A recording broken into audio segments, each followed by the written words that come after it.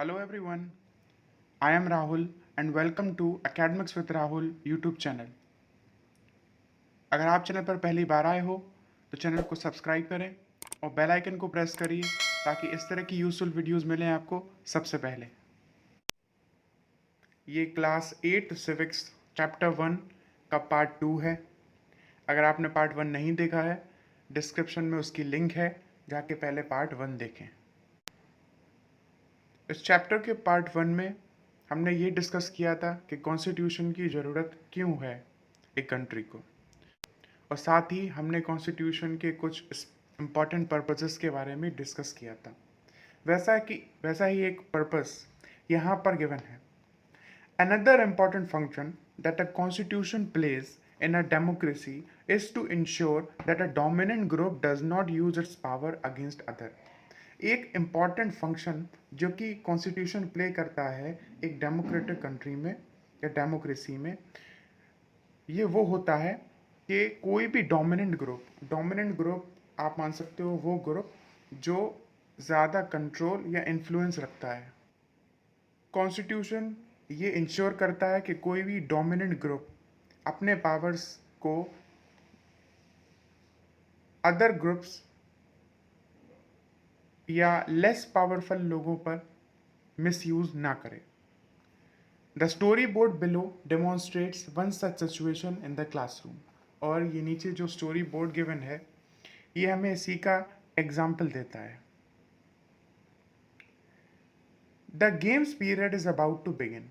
Game period यह start होने वाला था, तो जो क्लास की लड़कियां होती हैं वो बोलती हैं कि let's play basketball today for a change. वो कहती हैं आज बास्केटबॉल खेलते हैं, थोड़ा चेंज करते हैं गेम को। तो सारे बॉयज़ बोलते हैं no we will play cricket. Boys कहते हैं हम क्रिकेट खेलेंगे। टीचर जब ये सुनती है तो टीचर ये डिसाइड करती है कि हम लोग वोटिंग कर लेते हैं, एक तरह की हैंड रेस करेंगे जिसको क्रिकेट खेलना है और जिसको बास्केटबॉल खेलना है। ऑब्वियसली बात लड़की को पता थी कि बॉयज़ का नंबर ज़्यादा था क्लास में, इसलिए वो ही जीतेंगे। बॉयज़ बोलते हैं हम जीत गए, हम जीत गए।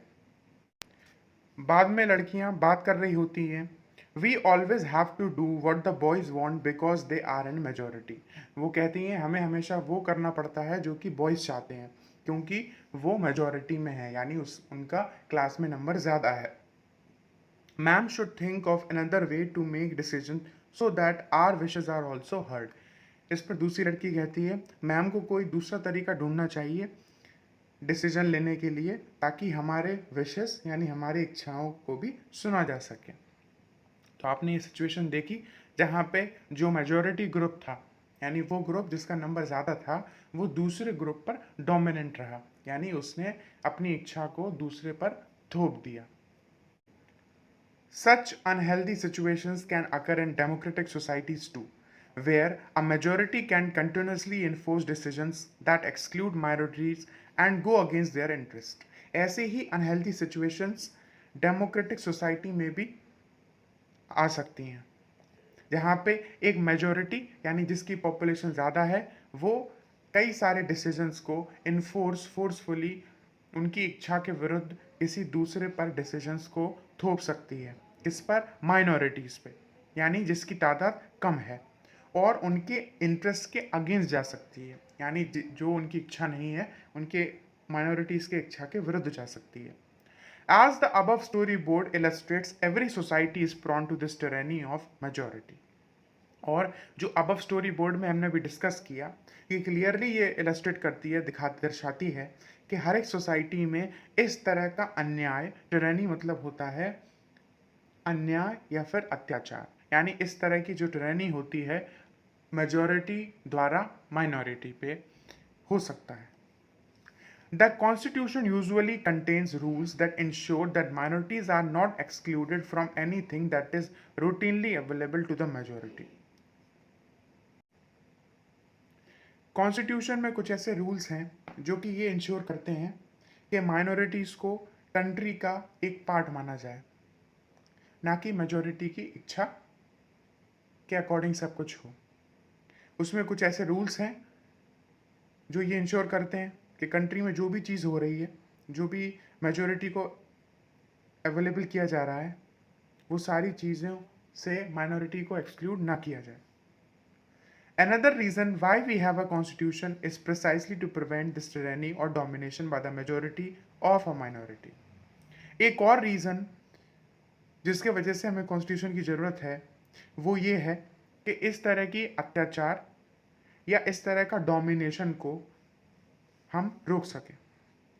This can refer to one community dominating other. ये डोमिनेशन में दो तरह के डोमिनेशन आ सकते हैं. एक वो डोमिनेशन जहाँ पर एक कम्युनिटी दूसरी कम्युनिटी को डोमिनेट करती है, और इस तरह के डोमिनेशन को हम इंटर कम्युनिटी डोमिनेशन कहते हैं. और दूसरा डोमिनेशन वो होता है जहाँ पर एक ही कम्युनिटी के एक मेंबर दूसरे मेंबर पर डोमिनेशन करे. तो उस तरह के डोमिनेशन को हम इंट्रा कम्युनिटी डोमिनेशन कहते हैं, जो कि सेम कम्युनिटी के अंदर हो. The third significant reason why we need a constitution is to save us from ourselves. एक थर्ड इंपॉर्टेंट रीज़न कि हमें कॉन्स्टिट्यूशन की ज़रूरत क्यों है वो है हमें खुद से बचाने के लिए, यानी अपने आप से अपने आप को बचाने के लिए. ये आपको काफ़ी अजीब लगेगा, दिस में sound strange, but what is meant by this is what we might at times feel strongly about an issue that might go against our larger interest, and the constitution help us guard against this. ये आपको सुनने में अजीब लग सकता है, this may sound strange, but what is meant by this is what we might at sometimes feel. लेकिन इसका जो मतलब वो है कि कभी कभी हम किसी इश्यूज़ के बारे में इतना ज़्यादा स्ट्रांगली फील करते हैं, महसूस करते हैं कि आगे चलकर वही हमारे इंटरेस्ट के अगेंस्ट चला जाता है, और कॉन्स्टिट्यूशन हमें इसी चीज़ से बचाता है. Look at the story board below to understand this better. इस स्टोरी बोर्ड को आप पढ़िए और समझिए. Shabnam is in a fix, she has a decision to make. Shabnam काफ़ी कंफ्यूज्ड है क्योंकि उसको कुछ डिसाइड करना है. शबनम क्या सोच रही है, I have 2 chapters left to revise for tomorrow's test, but it's time for my favourite TV programme. I am dying to watch it, but if I do that I won't have time to finish my revision. Shabnam कहती है, मेरे पास कल के test के revise करने के लिए 2 chapter बचे हुए हैं, पर अभी मेरा फेवरेट टीवी प्रोग्राम का टाइम हो चुका है और मुझे वो देखना है. पर अगर मैं उसे देखती हूँ तो मेरे पास रिवीजन के लिए टाइम नहीं बचेगा. शबनम को परेशान देखकर उसकी माँ कहती है, Shabnam why are you looking so worried. तुम इतनी परेशान क्यों दिख रही हो. शबनम कहती है, I want to watch this programme but I have a test tomorrow. वो कहती है, मुझे ये टीवी प्रोग्राम देखना है पर कल मेरा टेस्ट है. If you all watch TV, अगर आप सब टीवी देखोगे तो मुझे भी टीवी देखना है. मुझे एक आइडिया आया है, अगर आज कोई भी टीवी ना देखे आज रात तो मैं भी अपने आप को टीवी देखने से रोक लूँगी. इसके बाद शबनम ऐसा ही करती है. It's a good thing I did not watch TV, there are so many questions from the last 2 chapters. अगले दिन जब शबनम टेस्ट दे रही होती है तो वो सोचती है, अच्छा किया जो मैंने रात में टीवी नहीं देखी. अगर देखती तो लास्ट के चैप्टर से सबसे ज़्यादा क्वेश्चन आए हैं और मैं रिवीजन के बिना उन्हें ठीक से नहीं कर पाती.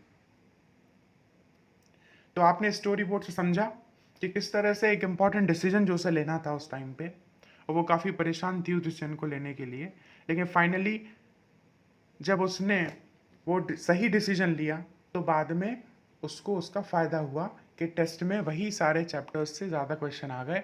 पर अगर वो उस टाइम पे गलत डिसाइड करती और टीवी देखती तो उसके लिए नुकसान हो जाता. तो आप समझ सकते हो, उसी तरह से कॉन्स्टिट्यूशन हमें इस सब से बचाता है, यानी हम कभी ऐसे डिसीजन ना ले लें जिससे हमें बाद में नुकसान हो जाए. Similarly, the Constitution helps us to protect us against certain decisions that we might take that could have an adverse effect on the larger principles that the country believes in. उसी तरह से कॉन्स्टिट्यूशन प्रोटेक्ट करता है हमें कि हम इस तरह के कोई भी गलत डिसीजन ना लें, क्योंकि ऐसे डिसीजंस बाद में हमें हार्मफुल इफेक्ट दे सकते हैं, हमारे कंट्री के सिद्धांतों को हार्मफुल इफेक्ट दे सकते हैं. For example, it is possible that many people who live in democracy might come to strongly feel that party politics has become so acrimonious that we need a strong dictator to set this right. Example के लिए, अगर ऐसा लोगों को लगता है, कई सारे लोगों को, कि डेमोक्रेसी में जो पार्टी पॉलिटिक्स होती है, जैसा कि आपने पार्टीज के बारे में सुना होगा जो इलेक्शन लड़ती हैं, ये सारी पॉलिटिकल पार्टीज की जो ये राजनीति करते हैं ये लोग, ये इतनी ज़्यादा एक्रिमोनियस हो गई है. एक्रिमोनियस का मतलब होता है ऐसी तेज, एंग्री या बिटर, कड़वी हो गई है कि अब आपको ऐसा लगता है कि अगर कोई डिक्टेटर आ जाए, डिक्टेटर आप जानते हो क्या होता है? डिक्टेटर वो पर्सन होता है एक तरह का, जैसा आपने हिटलर का नाम सुना होगा, यानी वो पर्सन जो कि एक कंट्री को रूल करता है और कंट्री के लोगों को उसकी सारी बातें माननी होती हैं, भले ही वो मानना चाहे या ना मानना चाहे, यानी उसका रूल फॉलो होना ही चाहिए. तो अगर लोगों को ऐसा लगता है कभी कि ये पार्टी पॉलिटिक्स बंद हो जाए और उसकी जगह पे एक स्ट्रॉन्ग डिक्टेटरशिप आ जाए, तो अगर हम इस तरह के इमोशन में बह जाएं और इस तरह का डिसीजन ले लें, तो ये बात हमें ध्यान में रखनी चाहिए कि इस तरह का डिक्टेटोरियल रूल कई लोगों के इंटरेस्ट के खिलाफ भी जा सकता है. हो सकता है वो हमें एक शॉर्ट टाइम पीरियड के लिए अच्छा लगे, लेकिन आगे चलकर एक लॉन्ग टाइम पीरियड में वो हमें नुकसान पहुंचा सकता है. A good constitution does not allow these whims to change its basic structure. It does not allow for easy overthrow of provisions that guarantee citizens of rights of citizens and protect their freedom. एक अच्छा constitution ऐसा कभी allow नहीं करता कि इस तरह के विम्स को, विम्स का मतलब होता है चेंज इन माइंड, यानी एकदम से माइंड को चेंज करना. इस तरह के जो विम्स हैं उनको ये अलाउ नहीं करता कि वो बेसिक स्ट्रक्चर को चेंज कर दें, और ना ही ये अलाउ करता है कि हम ऑलरेडी जो पहले से प्रोविजंस हैं, रूल्स हैं, उन सबको हटा दें, क्योंकि वो रूल्स हमें क्या गारंटी करते हैं, और कंट्री के सारे सिटीजन्स को फ्रीडम गारंटी करते हैं और सारे राइट्स गारंटी करते हैं. अब हम पढ़ने जा रहे हैं कुछ की फीचर्स, इंडियन कॉन्स्टिट्यूशन के इंपॉर्टेंट की फीचर्स को पढ़ेंगे. By the beginning of the 20th century, the Indian national movement had been active in the struggle for independence from British rule for several decades. यानी 20वीं शताब्दी के शुरुआत में ही इंडियन नेशनल मूवमेंट स्ट्रगल कर रहा था. कैसा struggle? Active struggle, British rule से इंडिया के इंडिपेंडेंस के लिए, और उससे लड़ते लड़ते हुए सेवरल डिकेड्स हो गए थे, यानी कई दशक बीत चुके थे. During the freedom struggle, the nationalist had developed a great deal of time to imagining and planning what a free India would be like. और इस फ्रीडम स्ट्रगल के दौरान सारे नेशनलिस्ट यानी स्वतंत्रता सेनानी इस बात को भी सोचते थे कि वो टाइम आएगा, और उस टाइम को इमेजिन करते थे जब कंट्री फ्री होगी. Under the British, they had been forced to obey rules that they had very little role in making. क्योंकि ब्रिटिश रूल के अंडर में उन सब लोगों को ऐसे रूल्स फॉलो करने पड़ते थे जो कि उन लोगों ने नहीं बनाए. The long experience of authoritarian rule under the colonial state convinced Indians that free India should be a democracy in which everyone should be treated equally and be allowed to participate in government. लंबे समय तक अथॉरिटन rule यानी colonial rule के under में रहकर Indians को ये विश्वास हो गया था कि फ्री इंडिया एक डेमोक्रेटिक कंट्री होगी, और जहाँ पर ऐसी डेमोक्रेटिक कंट्री में सबको इक्वली ट्रीट किया जाएगा और सबको गवर्नमेंट में पार्टिसिपेट करने का मौका भी होगा. What remained to be done then was to work out the ways in which a democratic government would be set up in India and the rules that would determine its functioning. उस समय पे independence पाने के साथ में एक और important काम क्या था, ये इंश्योर करना कि एक डेमोक्रेटिक कंट्री किस तरह से सेटअप होगी और उसके क्या नियम होंगे, क्या रूल्स होंगे जो कि उसके प्रॉपर फंक्शनिंग के लिए ज़रूरी होंगे. This was done not by one person but by a group of around 300 people who become members of the Constituent Assembly in 1946 and who met periodically for the next 3 years to write India's constitution. ये काम उन लोगों द्वारा किया जाना था जो कि 300 लोग थे और वो कॉन्स्टिट्यूएंट असेंबली के मेंबर्स थे.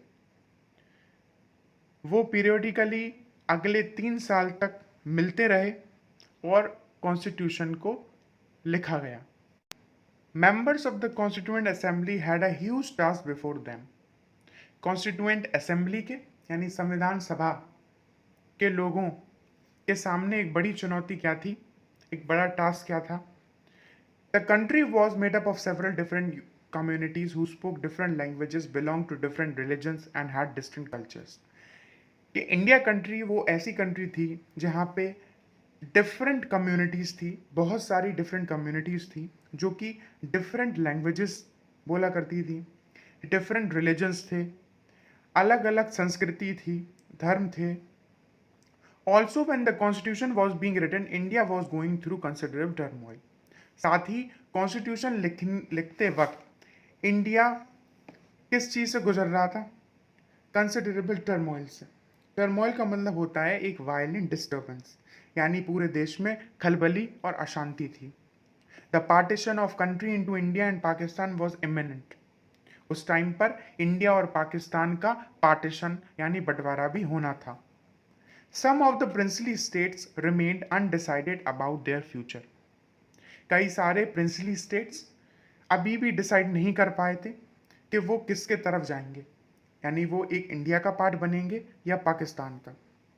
The socio economic condition of the vast mass of people appear dismal. साथ ही बहुत सारे लोगों की सोशियो और इकोनॉमिक कंडीशन यानी उनकी सामाजिक और आर्थिक कंडीशन अपीयर डिसमल, यानी उनकी कंडीशन निराशापूर्ण लग रही थी. All of these issues played on the minds of the members of the Constituent Assembly as they drafted the Constitution. और ये सारी मुसीबतें, ये सारे इश्यूज लोगों के दिमाग में थे, उन मेंबर्स के दिमाग में जो कि कॉन्स्टिट्यूएंट असेंबली के मेंबर थे और उनकी रिस्पॉन्सिबिलिटी थी कि एक अच्छा कॉन्स्टिट्यूशन ड्राफ्ट किया जाए. They rose to the occasion and gave this country a visionary document that reflects a respect for maintaining diversity while preserving national unity.